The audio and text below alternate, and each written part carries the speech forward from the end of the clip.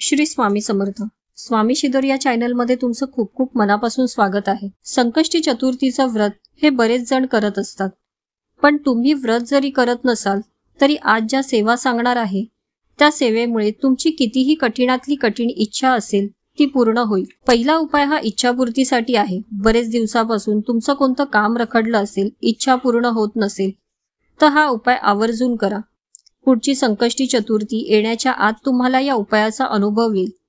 तुमच्या मुलामुलींचे लग्न जमत नसेल, नोकरी लागत नसेल, प्रमोशन मिळत नसेल, स्वतःचं घर होत नसेल, अशा तुमच्या बऱ्याच समस्या असतील, काही केल्याने मार्ग मिळत नसेल, त्याच्यासाठी सुद्धा एक मंत्र तुम्हाला सांगेन। घरातल्या एखाद्या व्यक्तीची खूप काळजी वाटत असेल, माझा मुलगा किंवा मुलगी, नवरा घरी व्यवस्थित यावे, संरक्षक कवच त्यांच्या सतत आजूबाजूला असावे, त्यासाठी ही एक सेवा आहे।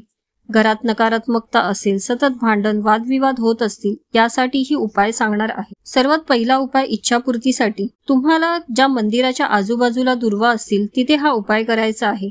मग ते मंदिर कोणत्याही देवाचं असेल तरी चालेल, फक्त आजूबाजूला दुर्वा असणे आवश्यक आहे।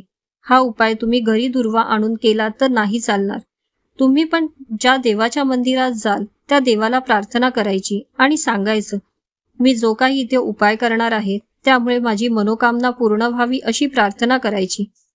नंतर तुम्हाला दुर्वा असेल त्या जागी येऊन तिथली दुर्वा मुळासकट उपटायची नाही।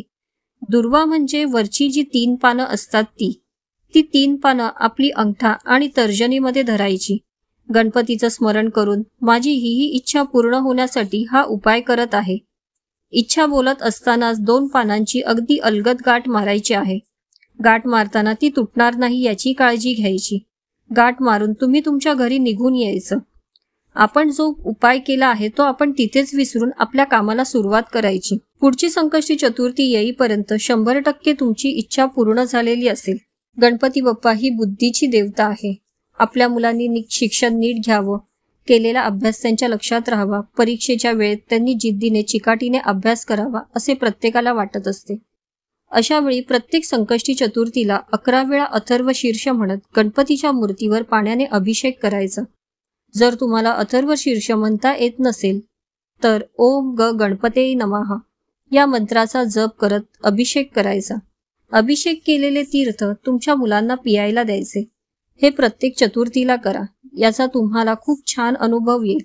गणपतीची कृपा नक्कीच तुमच्या मुलांवर होईल। मुलांचे लग्न जमत नसेल, नोकरी मिळत नसेल, प्रमोशन होत नसेल तर त्यासाठी संकष्टी चतुर्थीपासून रोज 120 दिवस मंगलमूर्ते विघ्नहरा दुरित नाशना कृपा करा या मंत्राचा जप 108 वेळा रोज 120 दिवस करायचा आहे। लवकरच तुम्हाला त्याचा अनुभव येईल। आपल्या घरात नकारात्मकता असेल, कुटुंबातील व्यक्तींची सतत काळजी वाटत असेल, यासाठी संकष्टी चतुर्थीला सायंकाळी ही सेवा करायची आहे। त्यासाठी एक सुक्या खोबऱ्याचा तुकडा घेऊन त्यावर 2 कापुराच्या वड्या प्रज्वलित करायच्या आणि विघ्नेश्वराय या शब्दाचा उच्चार करून तो कापूर पूर्णपणे विजेपर्यंत बोलत राहायचा आहे। यामुळे तुमच्या घरातील नकारात्मकता दूर होईल। घराच्या बद्दल वाटणारी काळजी मिटेल, कारण तुमच्या या उपायामुळे त्यांच्या भोवती एक सुरक्षा कवच तयार झालेलं असेल। हा उपाय प्रत्येक संकष्टी चतुर्थीला करायचा आहे। आजचा व्हिडिओ आवडला असेल तर लाईक कमेंट नक्की करा। श्री स्वामी समर्थ।